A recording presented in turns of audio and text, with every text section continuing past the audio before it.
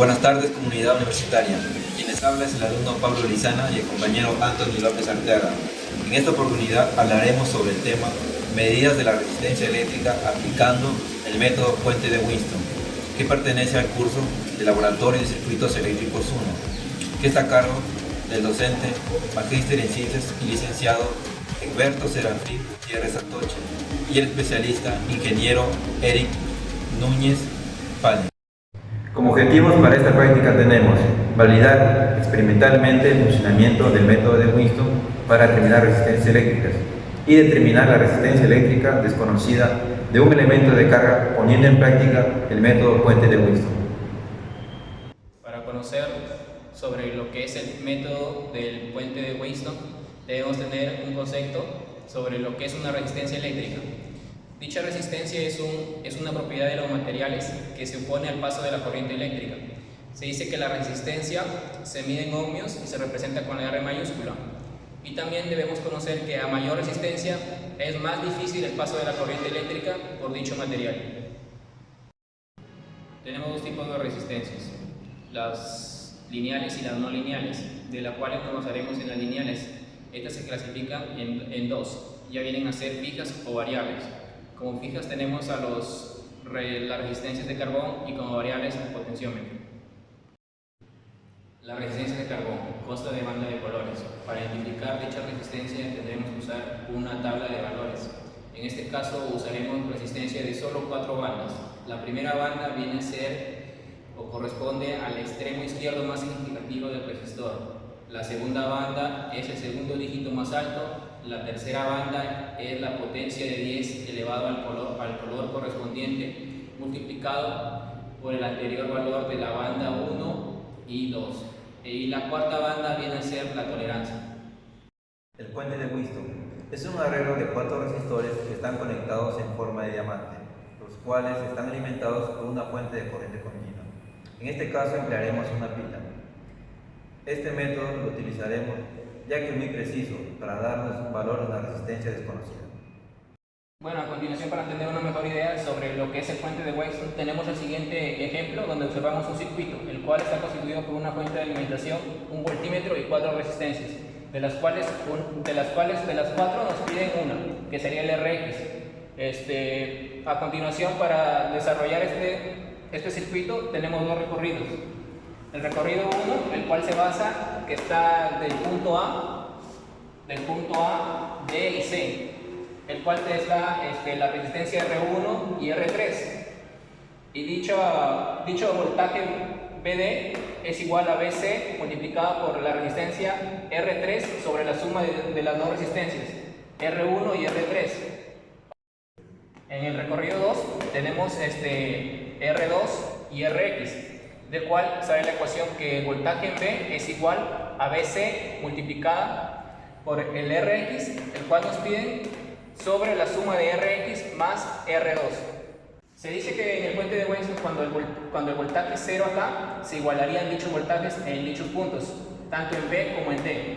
Entonces, pasamos a desarrollar. Ya teniendo los dos recorridos 1 y 2, como lo hemos venido desarrollando, solamente igualaríamos. Voltaje en D es igual a voltaje en B, de cual tenemos dichas dos ecuaciones. Y como observamos, el BC está en dichos lados, en ambos lados, el cual lo simplificaríamos. Resolveríamos la ecuación y tendríamos que es igual a R3 por RX más R3 por R2 igual RX por R1 más RX por R3. Observamos también que se repite en ambos lados el RX por R3. Lo simplificamos y obtenemos que el RX es igual a la multiplicación de R3 por R2 sobre R1. A continuación tenemos los siguientes instrumentos y elementos, como es el protoboard, el potenciómetro, el multitester, los jumpers y las 3 resistencias de carbón. Para demostrar el método del puente de Winston, vamos a armar el siguiente circuito. Como resistencias tenemos la R1 de 99,4 ohmios, R2 de 1170 ohmios y R3 de 323 ohmios. En este circuito vamos a conectar las resistencias en forma de diamante. Empezaremos con R1 luego con R3,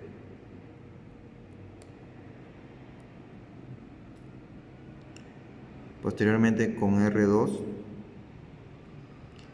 Luego, para ayudarnos a determinar la resistencia desconocida, utilizaremos el potenciómetro, ya que nos permite regular la resistencia.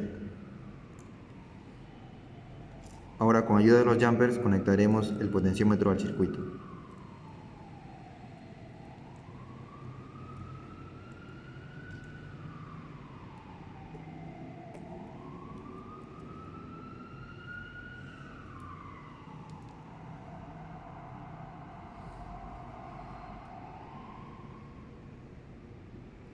Y por último conectaremos la fuente de alimentación.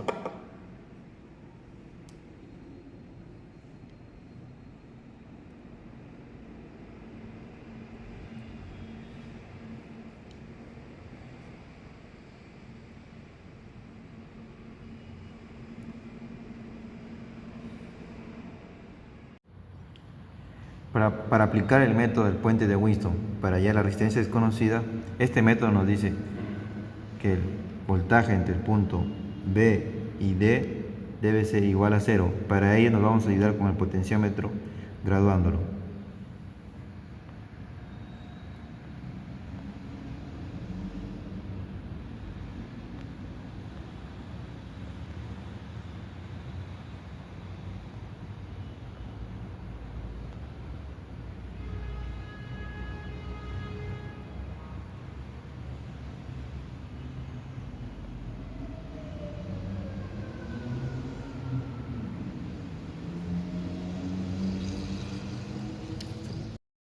Para comprobar los cálculos teóricos con los cálculos experimentales, vamos a medir el valor de resistencia en el potenciómetro para poder hallar la resistencia desconocida y constatar los resultados.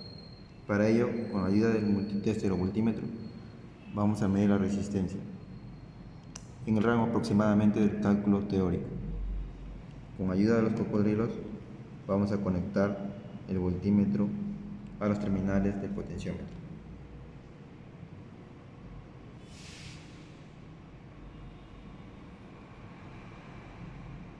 Como podemos ver, el resultado es muy aproximado al teórico.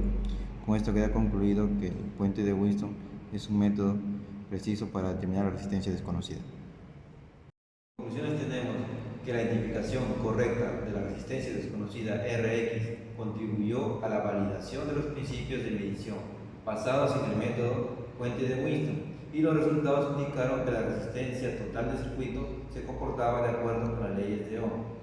Con esto queda terminado este trabajo de